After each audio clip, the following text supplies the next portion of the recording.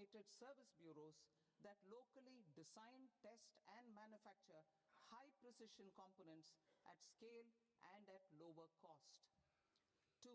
A scheme for enhancement of construction and infrastructure equipments will be introduced to strengthen domestic manufacturing of high value and technologically advanced CIE.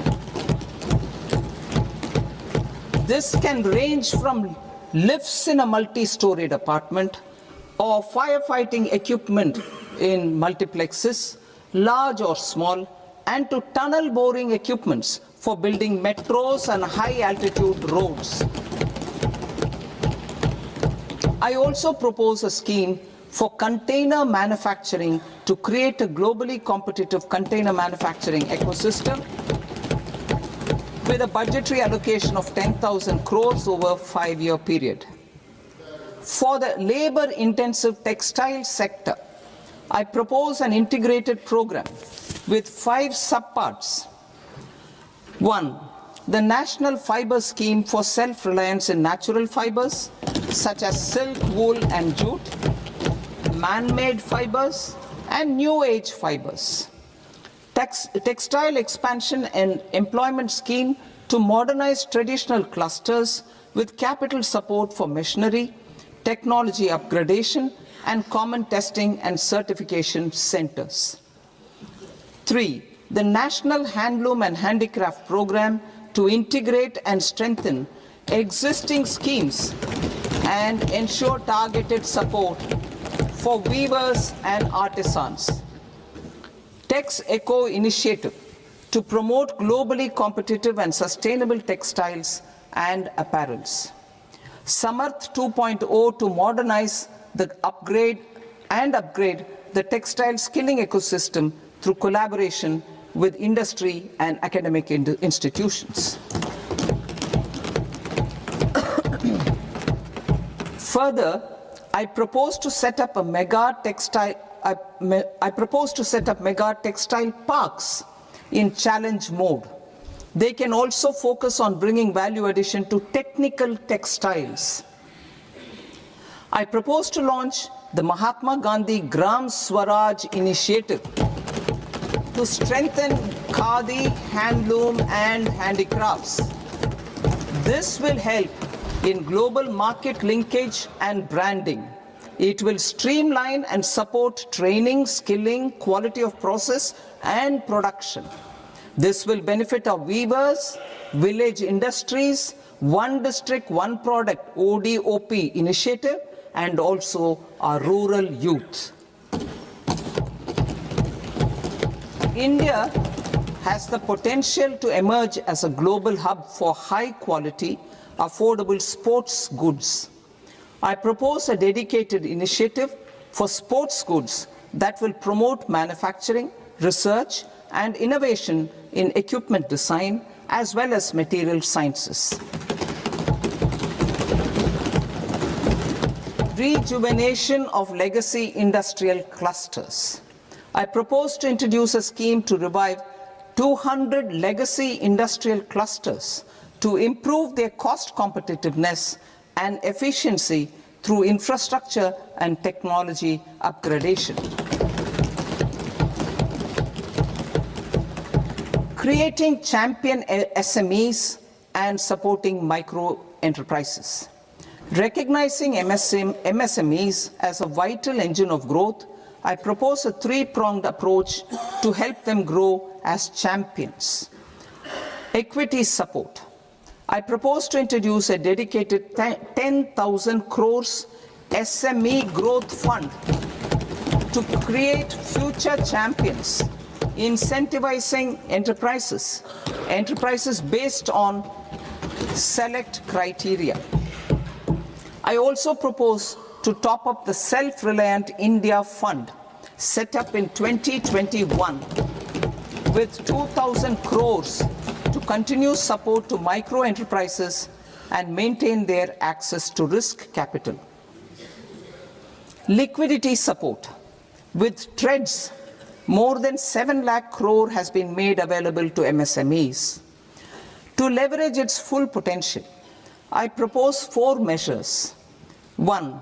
Mandate TReDS as the transaction settlement platform for all purchases from MSMEs by CPSEs, serving as a benchmark for other corporates. 2. Introduce a credit guarantee support mechanism through CGTMSE for invoice discounting on TReDS platform. 3. Link GEM with TReDS for sharing information with financiers about government purchases from MSMEs, encouraging cheaper and quicker financing. 4. Introduce TReDS receivables as asset-backed securities, helping develop a secondary market, enhancing liquidity and settlement of transactions. Professional support.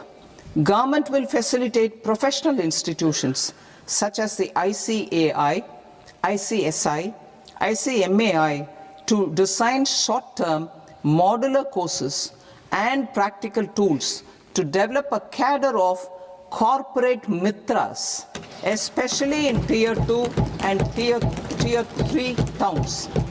These accredited para-professionals will help MSMEs meet compliance requirements at affordable costs. Infrastructure. During this past decade, our government has undertaken several initiatives for large-scale enhancement of public infrastructure, including through new financing instruments such as Infrastructure Investment Trust (InvITs) and Real Estate Investment Trust (REITs), and institutions like NIIF and NABFID. We shall continue to focus on developing infrastructure in cities with over 5 lakh population, that is Tier 2, Tier 3 cities, which have expanded to become growth centers. Public capital expenditure has increased manifold from 2 lakh crore in 2014-15 to an allocation of 11.2 lakh crore in BE 25-26. In this coming year, that is financial year 2026-27, I propose to increase it to 12.2 lakh crores to continue the momentum.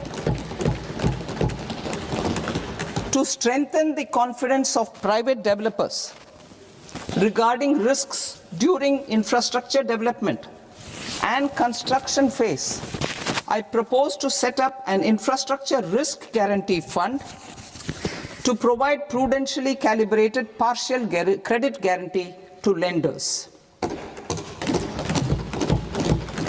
Over the years, REITs have emerged as a successful instrument for asset monetization.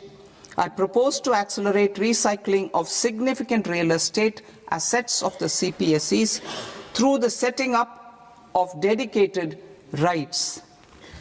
To promote environmentally sustainable movement of cargo, I propose to 1. Establish new dedicated freight corridors connecting Dankuni in the east to Surat in the west. Operationalize 20 new national waterways over the next 5 years, starting with National Waterways 5 in Orissa to connect mineral-rich areas of Talcher and Angul and industrial centers like Kalinga Nagar to the ports of Paradeep and Dhamra. Training institutes will be set up as regional centers of excellence for development of required manpower for these waterways. This will benefit youth in the entire stretch of the waterways to train and acquire skills. Further, a ship repair ecosystem catering to inland waterways will also be set up at Varanasi and Patna. And C, launch a coastal cargo promotion scheme for incentivizing a modal shift from rail to road to increase the share of inland waterways and coastal shipping from 6% to 12% by 2047. To enhance last mile and remote connectivity, and promote tourism, I propose to give incentives to indigenize manufacturing of seaplanes. A seaplane VGF scheme will be also introduced to provide support for operations. Carbon capture, utilization and storage. Aligning with the roadmap launched in December 2025, the carbon capture, utilization and storage technologies at scale will achieve higher readiness and in end-use application across 5 industrial sectors, including power, steel, cement, refineries, and chemicals. An outlay of 20,000 crore is proposed over the next 5 years for this purpose. City economic regions. Cities are India's engines of growth, innovation, and opportunities. We shall now focus on Tier 2, Tier 3 cities, and even temple towns, which need modern infrastructure and basic amenities. This budget aims to further amplify the potential of cities to deliver the economic power of agglomerations by mapping city economic regions based on their specific growth drivers. An allocation of 5,000 crore per CER over 5 years is proposed for implementing their plans through a challenge mode with a reform-cum-result-based financing mechanism. In order to promote environmentally sustainable passenger systems, we will develop 7 high-speed rail corridors between cities as growth connectors, namely Mumbai to Pune, Pune to Hyderabad, Hyderabad to Bengaluru, Hyderabad to Chennai, Chennai to Bengaluru, Delhi to Varanasi, Varanasi to Siliguri.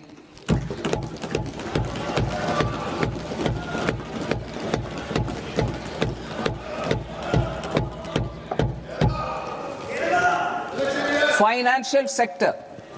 The Indian banking sector today is characterized by strong balance sheet, historic highs in profitability, improved asset quality, and coverage exceeding 98% of villages in the country. At this juncture, we are well placed to futuristically evaluate the measures needed to continue on the path of reform-led growth of this sector. I propose setting up a high-level committee on banking for Vikasit Bharat. High-level committee on banking for Vikasit Bharat to comprehensively review the sector and align it with India's next phase of growth, while safeguarding financial stability, inclusion, and consumer protection. The vision for NBFCs for Vikasit Bharat has been outlined with clear targets for credit disbursement and technology adoption in order to achieve scale and improve efficiency in the public sector NBFCs. As a first step, it is proposed to restructure the Power Finance Corporation and Rural Electrification Corporation. I propose a comprehensive review of the foreign exchange management non-debt instruments rules to create a more contemporary, user-friendly framework for foreign investments consistent with India's evolving economic priorities. Corporate bond market. I propose to introduce a market-making framework with suitable access to funds and derivatives on corporate bond indices. I also propose to introduce total return swaps on corporate bonds. Municipal bonds. To encourage the issuance of municipal bonds of higher value by larger cities, I propose an incentive of 100 crore rupees for a single bond issuance. 100 crore rupees for a single bond issuance of more than 1,000 crore. The current scheme under Amrit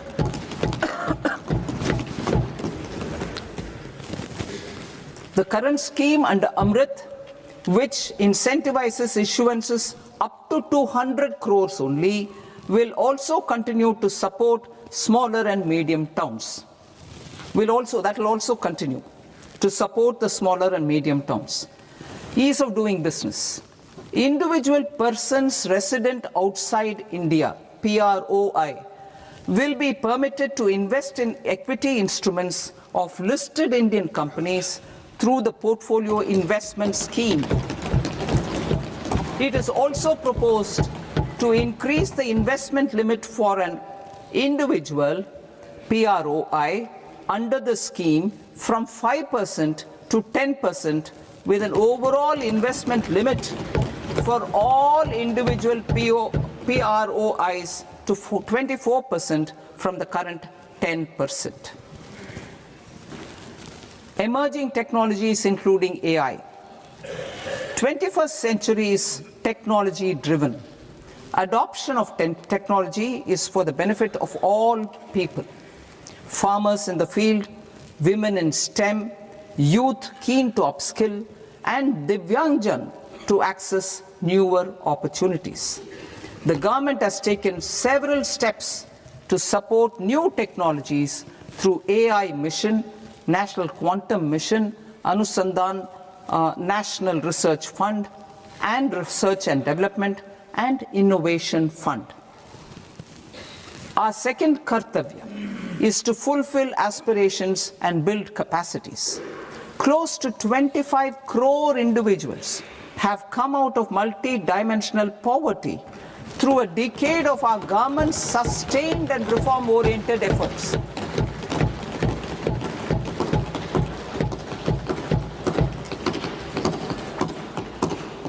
Our government has therefore decided to place a renewed emphasis on the service sector to provide a pathway to fulfilling aspirations of a youthful India with the following measures.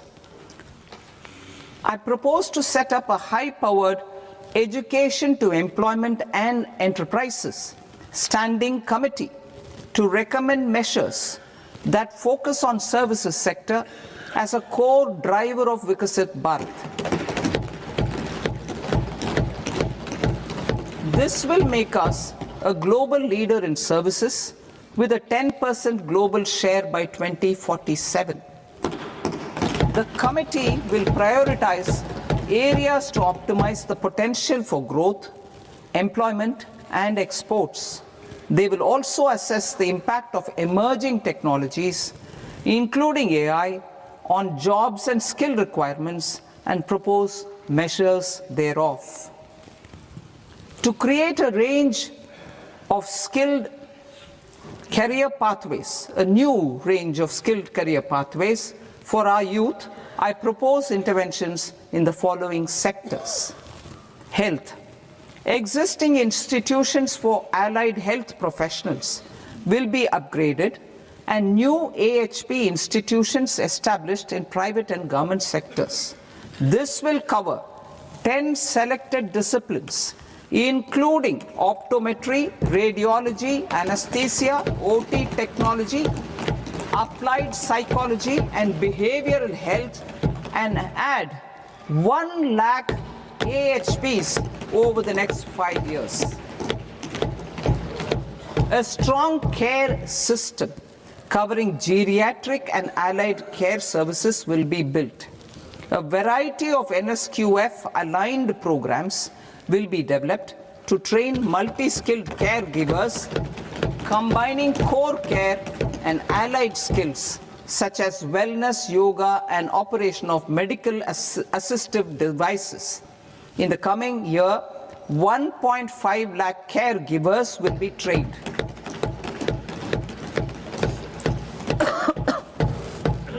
Hubs for medical value tourism. To promote India as a hub for medical tourism services, I propose to launch a scheme to support states in establishing 5 regional medical hubs in partnership with the private sector.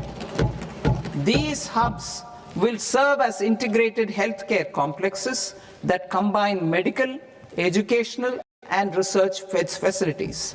They will have Ayush centers, medical value tourism facilitation centers, and infrastructure for diagnostics, post-care, and rehabilitation. These hubs will provide diverse opportunities, job opportunities for health professionals, including doctors and AHPs. Ancient Indian yoga, already respected in several parts of the world, was given a mass global recognition when Honorable Prime Minister took it to the UN. Post-COVID, Ayurveda gained a similar global acceptance and recognition. Exporting quality Ayurveda products helps farmers who grow the herbs and youth who process the products. To meet growing global demand, a few more steps are being taken. I propose to 1. Set up 3 new All India Institutes of Ayurveda. 2. Upgrade Ayush pharmacies and drug testing labs for higher standards of certification ecosystem and make available more skilled personnel. 3. Upgrade the WHO Global Traditional Medicine Center in Jamnagar to bolster evidence-based research, training, and awareness for traditional medicine. Animal husbandry. Livestock contributes to close to 16% of farm income, including of poor and marginal households. To scale up availability of veterinary professionals by more than 20,000, I propose to roll out a loan-linked capital subsidy support scheme for establishment of veterinary and para-veterinary colleges, veterinary hospitals, diagnostic laboratories, and breeding facilities in private sector. Collaboration between Indian and foreign institutions will also be facilitated. Orange economy. India's animation, visual effects, gaming and comics sector, AVGC sector, is a growing industry projected to require 2 million professionals by 2030. I propose to support the Indian Institute of Creative Technologies, Mumbai, in setting up AVGC content creator labs in 15,000 secondary schools all over the country and 500 colleges. The Indian design industry is expanding rapidly, and yet there is a shortage of Indian designers. I propose to establish, through Challenge Route, a new National Institute of Design to boost design education and development in the eastern region of India. Education. Our government will support states through Challenge Route in creating 5 university townships in the vicinity of major industrial and logistics corridors. These planned academic zones will host multiple universities, colleges, and research institutions, skill centers, and residential complexes. In higher education, STEM institutions, prolonged hours of study and laboratory work pose some challenges for girl students. Through VGF, Viability Gap Funding, and capital support, 1 girls' hostel will be established in every district.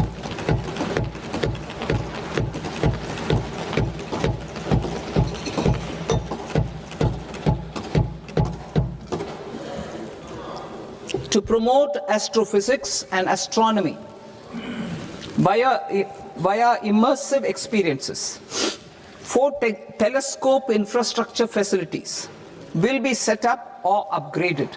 The National Large Solar Telescope, the National Large Optical Infrared Telescope, the Himalayan Chandra Telescope, and the Cosmos 2 Planetarium. Tourism.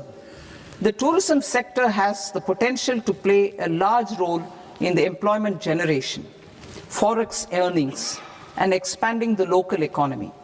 I propose to set up a National Institute of Hospitality by upgrading the existing National Council for Hotel Management and Catering Technology.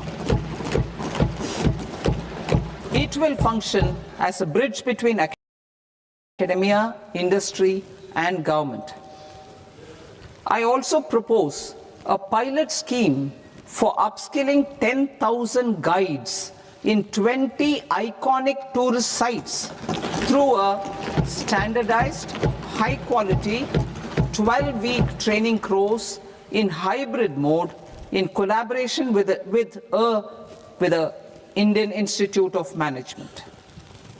A national destination digital knowledge grid will be established to digitally document all places of significance, cultural, spiritual, and heritage.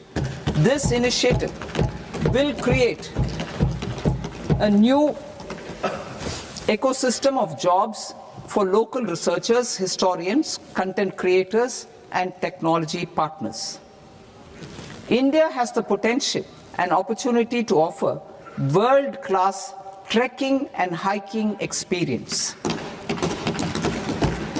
We will develop ecologically sustainable mountain trails in Himachal Pradesh, Uttarakhand, and Jammu Kashmir. Also in Araku Valley in the Eastern Ghats and Podigai Malai in the Western Ghats. Turtle trails along key nesting sites in the coastal areas of Odisha, Karnataka, and Kerala. And 3 bird watching trails along the Pulikat Lake in Andhra Pradesh, Tamil Nadu. It's on the border. Under the visionary leadership of Honorable Prime Minister, we established the International Big Cat Alliance in 2024. This year, India is hosting the first ever Global Big Cat Summit, where heads of governments and ministers from 95 range countries will deliberate on collective strategies for conservation. Heritage and culture tourism. I propose to develop 15 archaeological sites, including Lothal, Dholavira, Rakhigarhi, Adichanallur, Sarnath, Hastinapur, and Leh Palace into vibrant experiential cultural destinations. Excavated landscapes will be open to the public through curated walkways. Immersive storytelling skills and technologies will be introduced to help conservation labs, interpretation centers, and guides. The sports sector provides multiple means of employment, skilling, and job opportunities. Taking forward the systematic nurturing of sports talent, which is set in motion through the Khelo India program earlier, I propose to launch a Khelo India mission to transform the sports sector over the next decade. The mission will facilitate an integrated talent development pathway supported by training centers, which are foundational, intermediate, and elite levels. B, systematic development of coaches and support staff. C, integration of sports science and technology. D, competitions and leagues to promote sports culture and provide platforms. And E, development of sports infrastructure for training and competition. Our third Kartavya aligns with our vision of Sabka Saath, Sabka Vikas towards Vikasit Bharat. This requires targeted efforts for 1, increasing farmer incomes through productivity enhancement and entrepreneurship, with special attention to small and marginal farmers. B, empowering Divyangjan through access to livelihood opportunities, training, and high-quality assistive devices. C. Empowering the vulnerable to access mental health and trauma care. D. Focus on the Purvodaya states and the Northeast region to accelerate development and employment opportunities. Fisheries. We will undertake initiatives for integrated development of 500 reservoirs and Amrit Sarovars. 2. Strengthen the fisheries value chain in coastal areas and enable market linkages involving startups and women-led groups together with fish farmer producer organizations. Animal husbandry. To provide quality employment opportunities in rural and peri-urban areas, we will support the animal husbandry sector in entrepreneurship development through A. A credit-linked subsidy program, B. Scaling up and modernization of livestock enterprises, C. Enhanced creation of livestock, dairy and poultry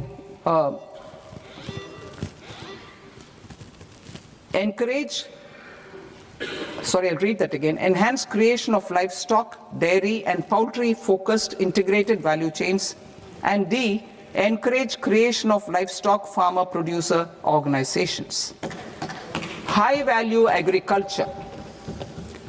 To diversify farm outputs, increase productivity, enhance farmers' incomes, and create new employment opportunities, we will support high value crops such as coconut, sandalwood, cocoa, cashew in the coastal areas, agar trees in northeast, and nuts such as almonds, walnuts, and pine nuts in our hilly regions. These, all of them, will be supported. India is the world's largest producer of coconuts. About 30 million people, including nearly 10 million farmers, depend on coconuts for their livelihood.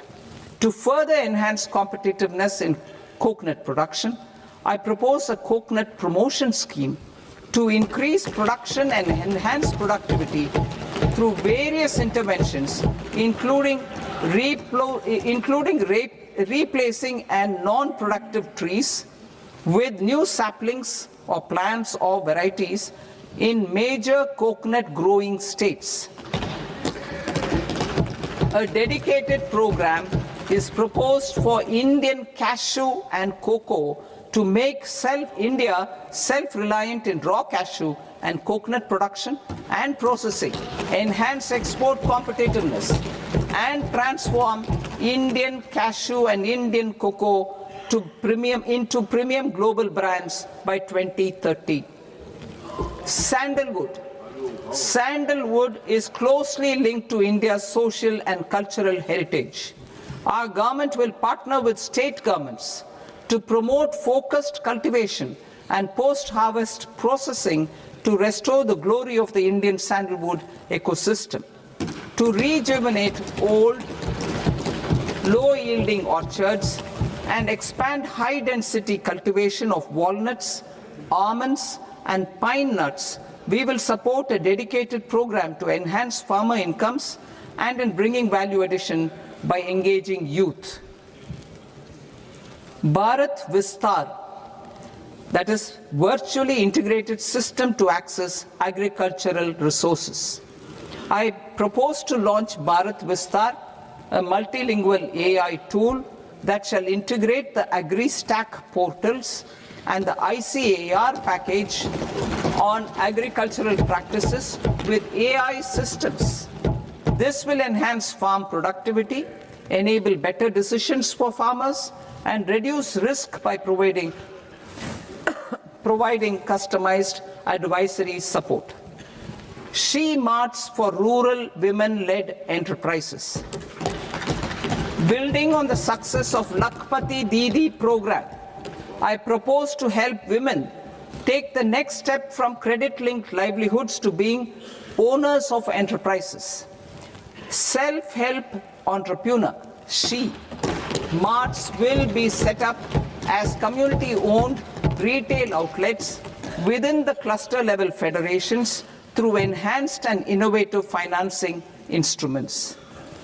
Empowering Divyangjan. Divyangjan Kaushal Yojana, information technology, AVGC sectors, hospitality and food and beverages sectors often offer task-oriented and process-driven roles which are suitable for Divyangjan.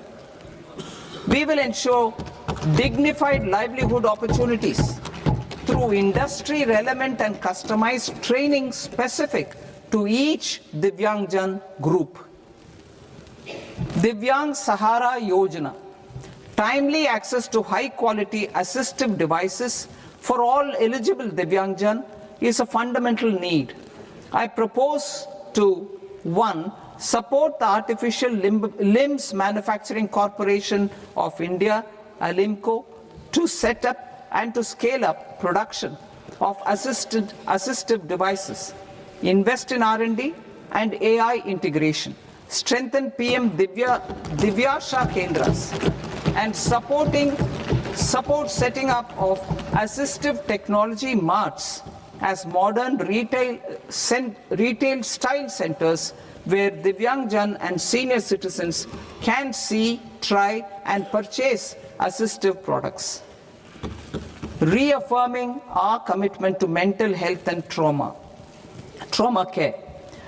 There are no national institutes for mental health care in North India.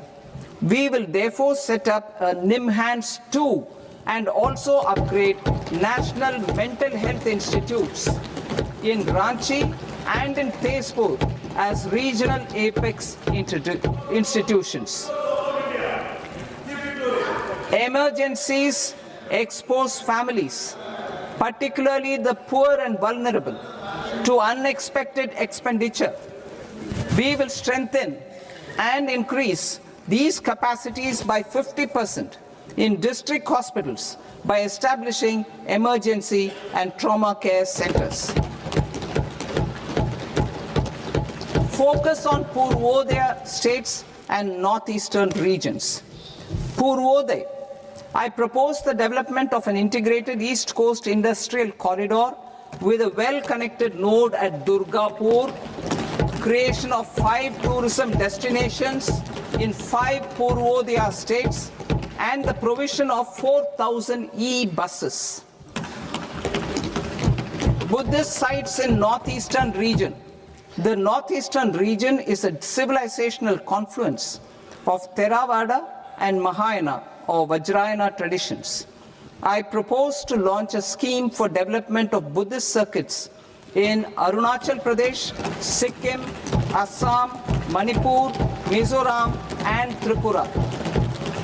The scheme will cover preservation of temples and monasteries, pilgrimage interpretation centers, connectivity, and pilgrim amenities. 16th Finance Commission. On 17th November 2025, the 16th Finance Commission submitted its report to the President. As mandated under Article 281 of the Constitution, the government is to lay the report along with the explanatory memorandum on the action taken report on the recommendations of the Commission in Parliament, which, Sir, Honourable Speaker, you've allowed me to do at the commencement of this session. The government has accepted the recommendation of the Commission to retain the vertical share of devolution at 41%.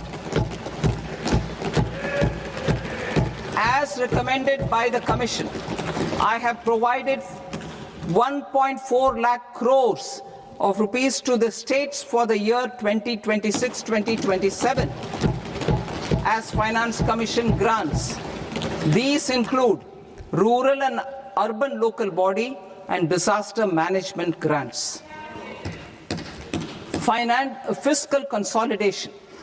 Government has been delivering on our fiscal commitments consistently without compromising on social needs. To strive towards accepted standards of fiscal management in Budget 25-26, I had indicated that the central government would target reaching a debt to GDP ratio of 50 plus or minus 1% by 2030-31.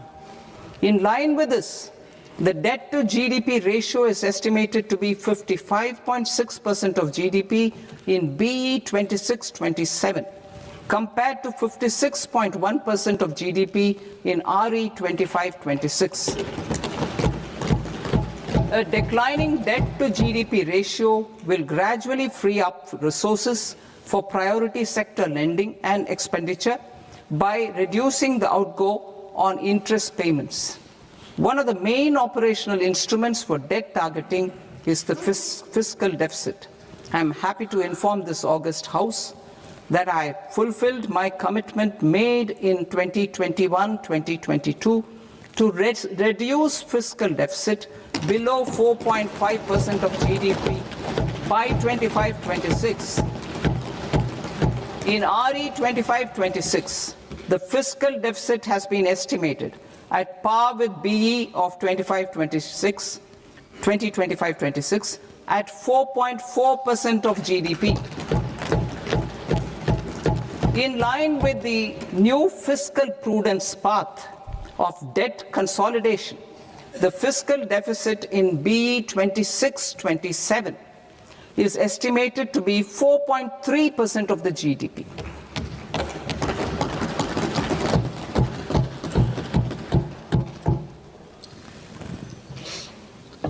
The revised estimates of the non-debt receipts are 34 lakh crore rupees, of which the centre's net tax receipts are 26.7 lakh crore. The revised estimate of the total expenditure is 49.6 lakh crore rupees, of which the capital expenditure is about 11 lakh crores. Budget estimates 2026 to 2027.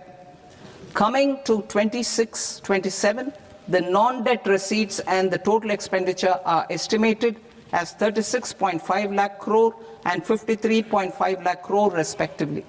The centre's net tax receipts are estimated at 28.7 lakh crore rupees. To finance the fiscal deficit, the net market borrowings from dated securities are estimated at 11.7 lakh crore rupees. The balance financing is expected to come from small savings and other sources. The gross market borrowings are estimated at 17.2 lakh crore rupees. I'll now move to Part B. Part B, direct taxes.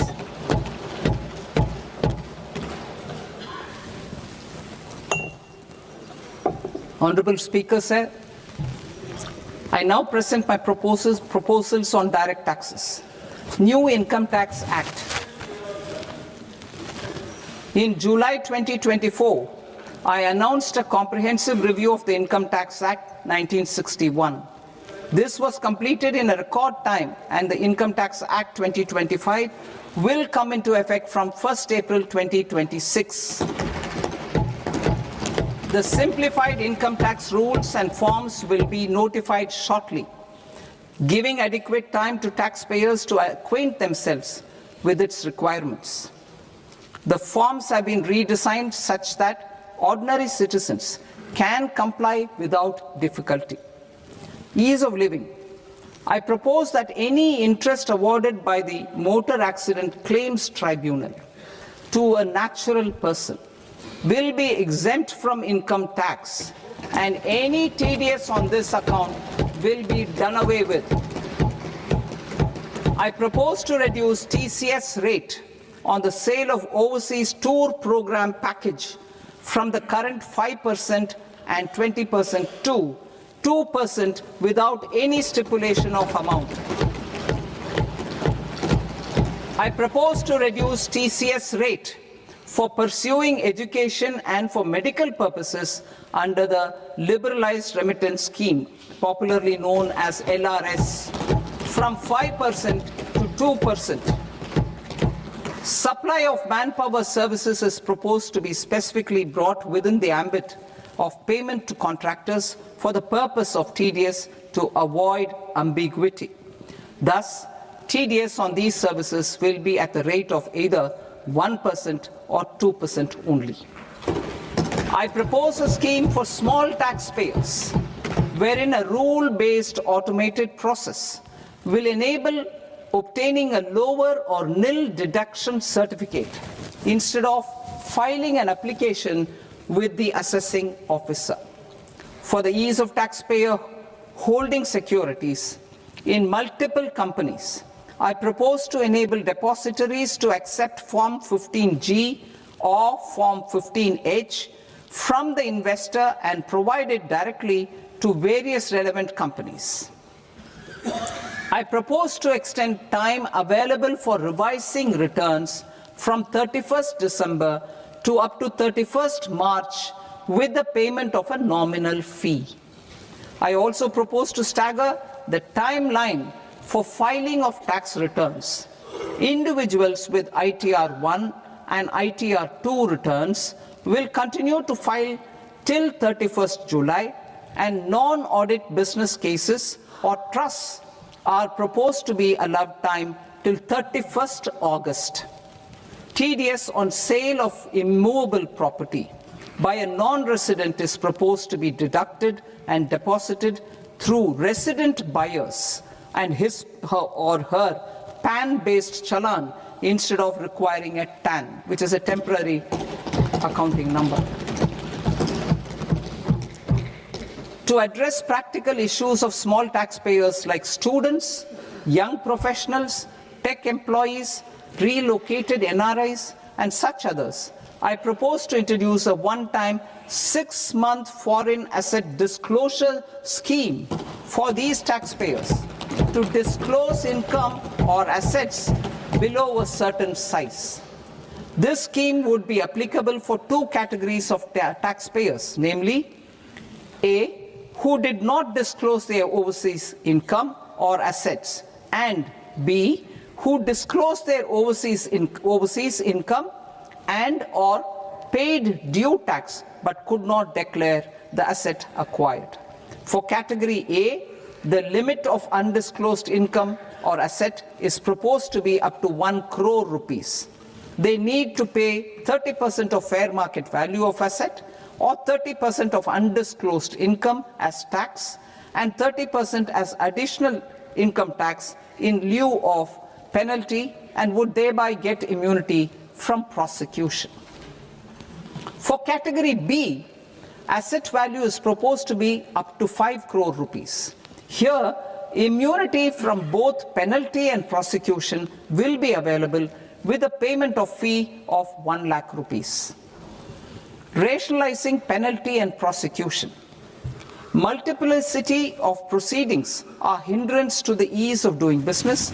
I propose to integrate assessment and penalty proceedings by way of a common order for both. There will be no interest liability on the taxpayer on the penalty amount for the period of appeal before the first appellate authority, irrespective of the outcome of appeal process. Further, quantum of prepayment is being reduced from 20% to 10% and will continue to be calculated only on core tax demand. As an additional measure for reducing litigation, I propose to allow taxpayers to update their returns even after reassessment proceedings have been initiated, and an additional 10% tax rate over and above the rate applicable for the relevant year. The assessing officer will then use only this updated return in his proceedings. There is already a framework for immunity from penalty and prosecution in the cases of underreporting. I propose to apply this framework for immunity to misreporting too. However, in such a case, the taxpayer will need to pay 100% of the tax amount as an additional income tax over and above the tax and interest due. Penalties for certain technical defaults, such as failure to get accounts audited, non-furnishing of transfer pricing audit report, and default in furnishing statement for financial transactions, are proposed to be converted into fee.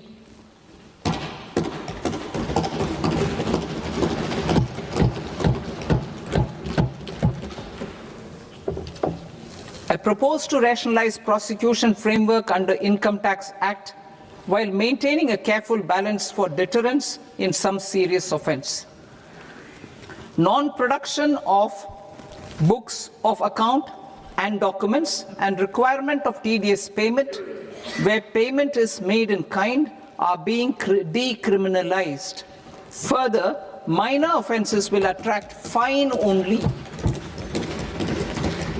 The remaining prosecutions will be graded commensurate with the quantum of offence.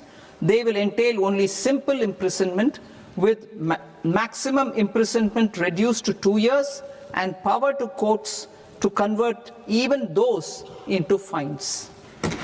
There is no penalty. There is no penalty presently for non-disclosure of non-immovable foreign assets with aggregate value less than 20 lakh rupees. I propose to also provide them with immunity from prosecution with retrospective effect from 1/10/2024.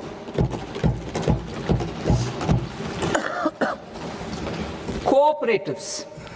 Deduction is already allowed to a primary cooperative society engaged in supplying milk, oilseeds, fruits or vegetables raised or grown by its members.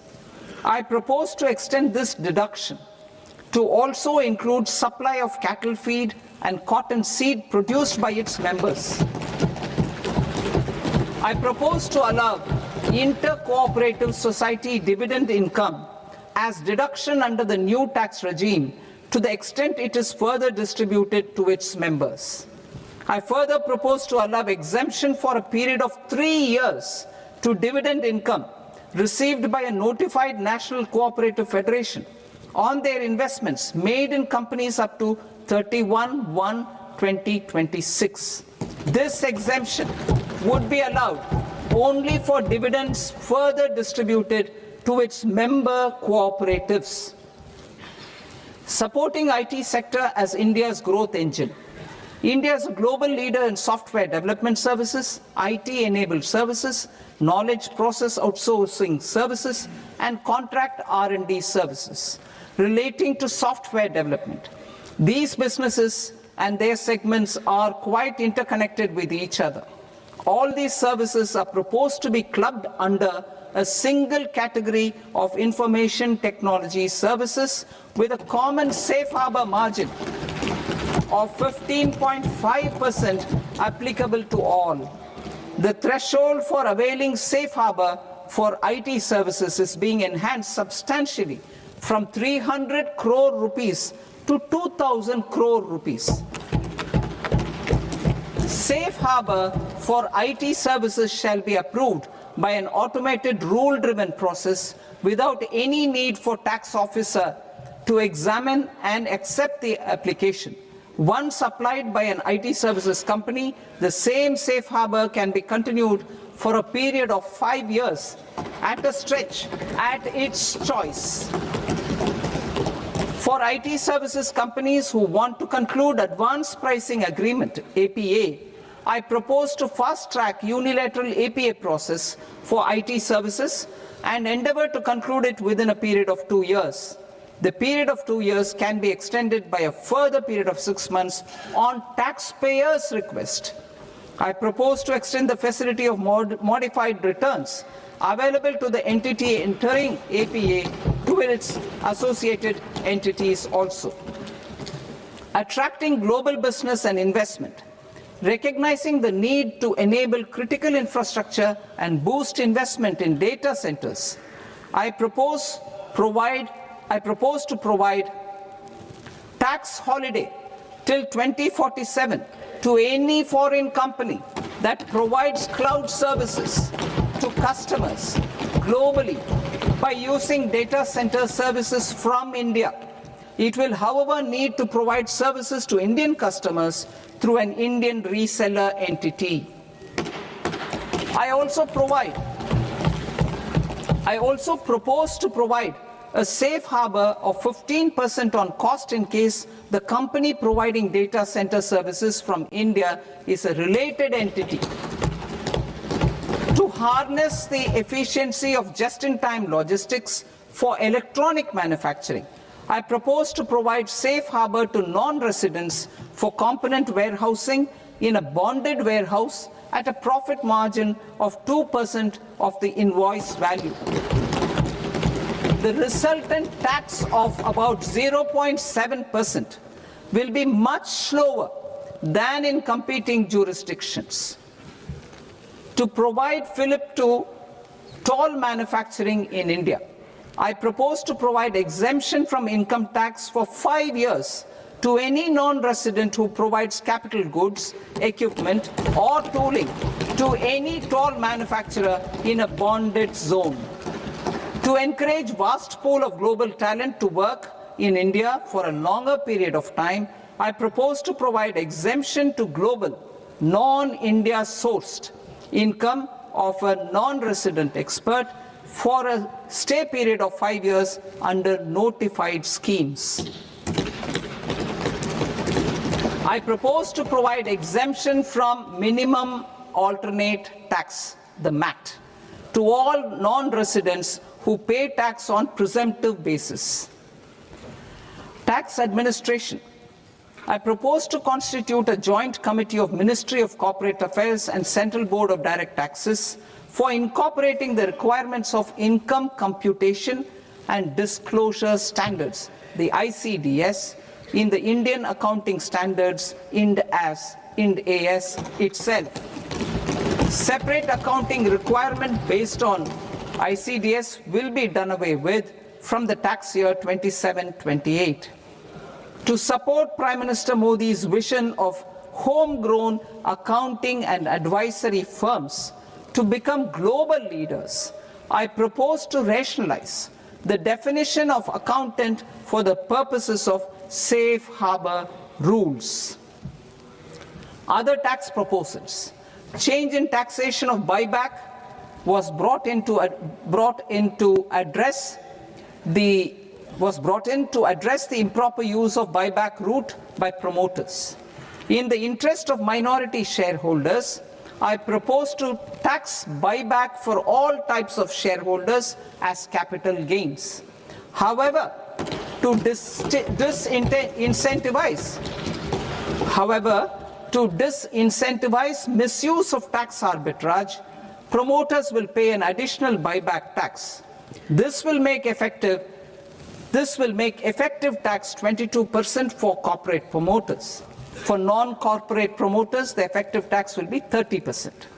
TCS rate for sellers of specific goods, namely alcoholic liquor, scrap, and minerals, will be rationalized to 2%, and that on tendu leaves will be reduced from 5% to 2%.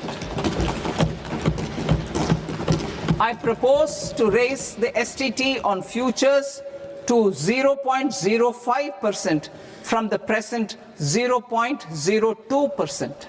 STT on options premium and exercise of options are both proposed to be raised to 0.15% from the present rate of 0.1% and 0.125% respectively. We reformed the taxation landscape for corporates in 2019 by providing them a simplified regime with lower tax rate so that they could productively focus on business rather than on claim of deductions and exemptions. To encourage companies to shift to the new regime, set off of brought forward MAT credit, minimum alternate tax credit, is proposed to be allowed to companies only in the new regime. Set off using available MAT credit is proposed to be allowed to an extent of 1/4 of the tax liability in the new regime. MAT is proposed to be made final tax, so there will be no further credit accumulation from 1st April 2026.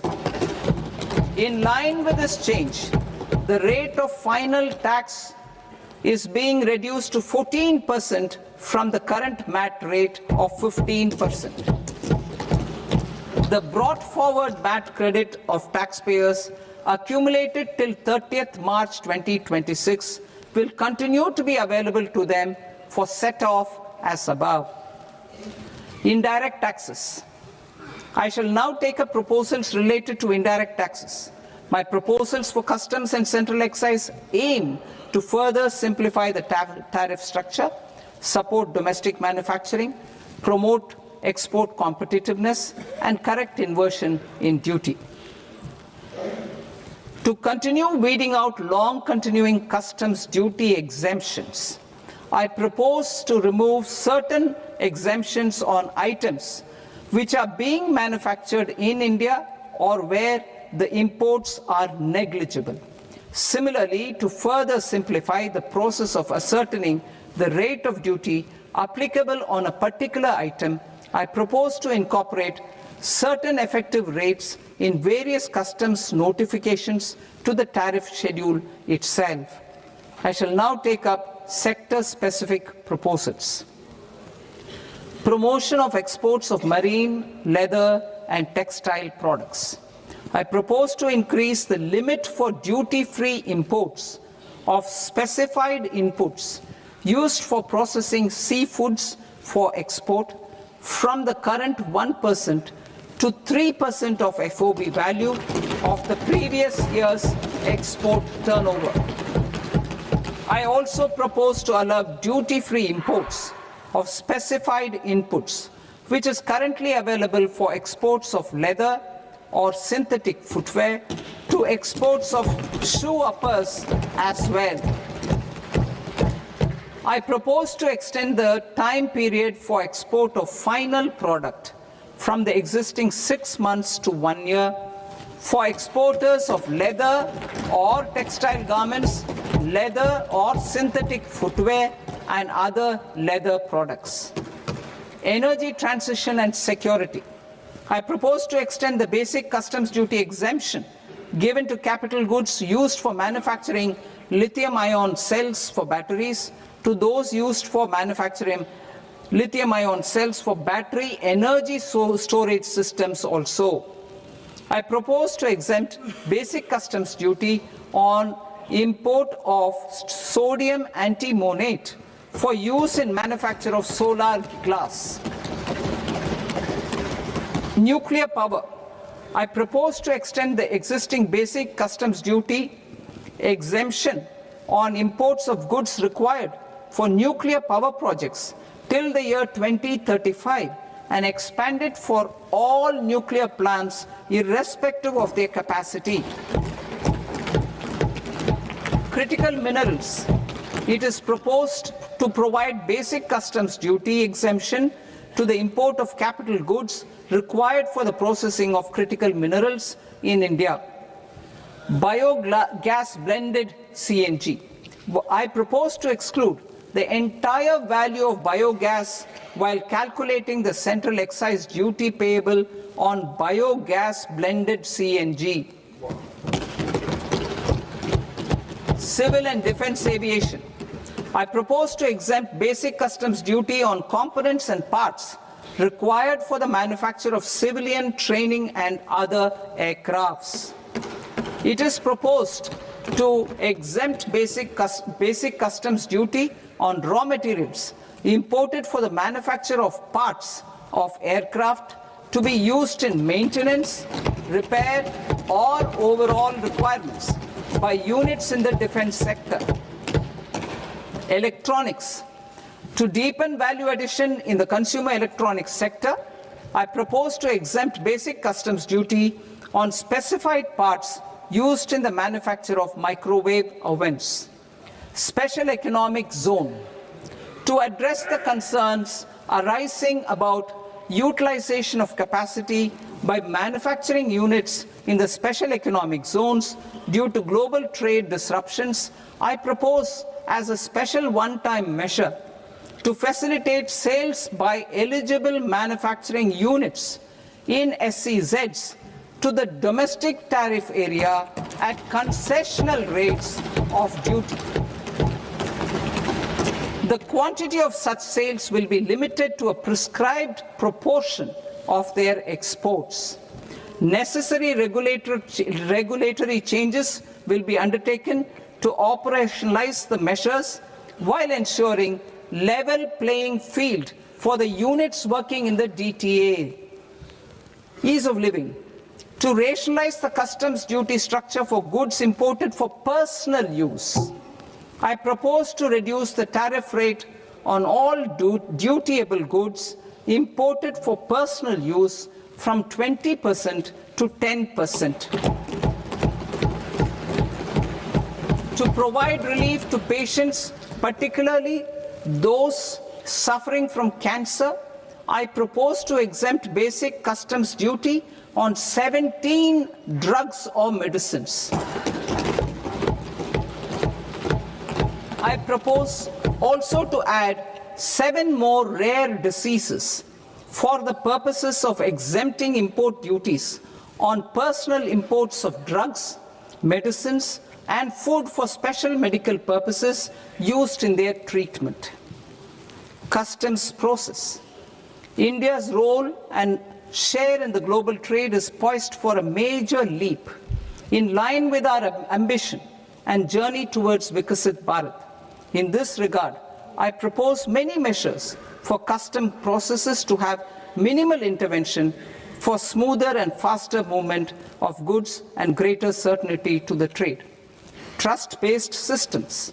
I propose to enhance duty deferral period for Tier 2 and Tier 3 authorized economic operators, known as AEOs, from 15 days to 30 days. I propose to provide eligible manufacturer importers the same duty deferral facility. This should encourage them to get themselves accredited as a full-fledged Tier 3 AEO in due course. To provide greater certainty and for better business planning, I propose to extend validity period of advance ruling binding on customs from the present 3 years to 5 years. In the spirit of the whole of government approach,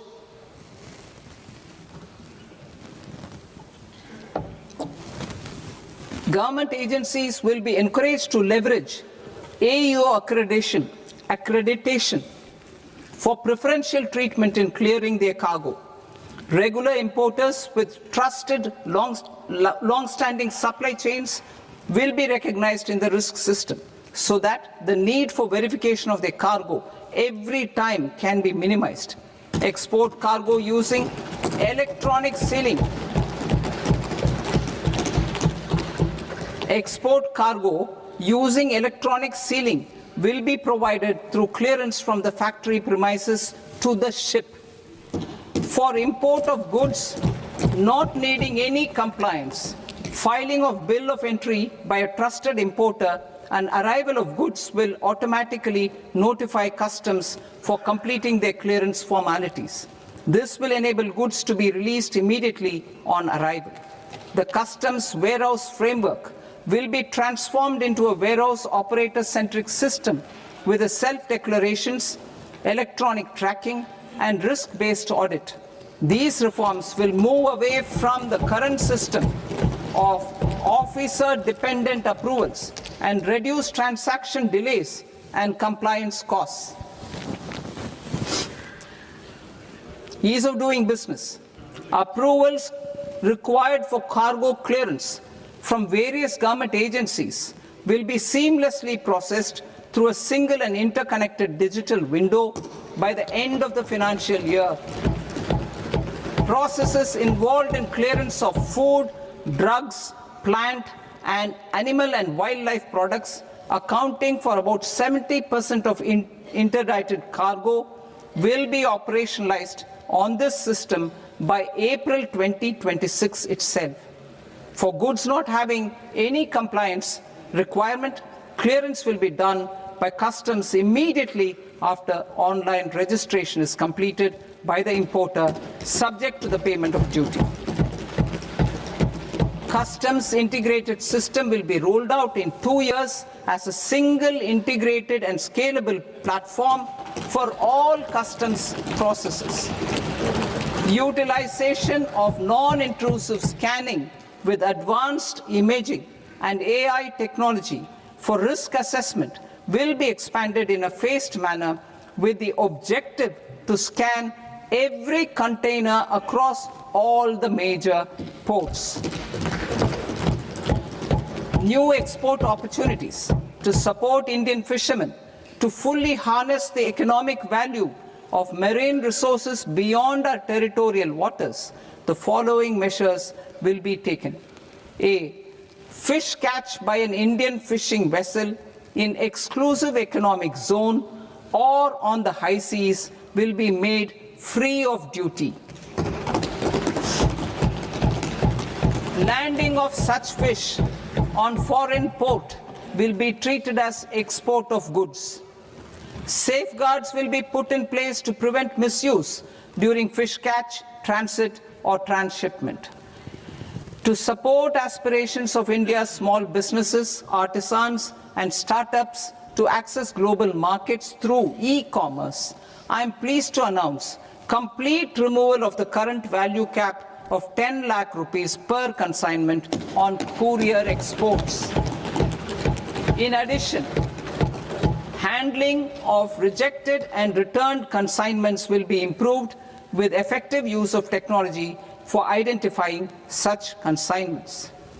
I propose to revise provisions governing baggage clearance during international travel to address genuine concerns of passengers. The revised rules will enhance duty-free allowances in line with the present-day travel realities and provide clarity in temporary carriage of goods brought in or taken out. There are honest taxpayers who are willing to settle disputes by paying all their dues, but they get deterred due to negative connotation associated with penalty. They will now be able to close cases by paying an additional amount in lieu of penalty. Honorable Speaker, sir, with this, I commend the budget to this august House. Jai Hind.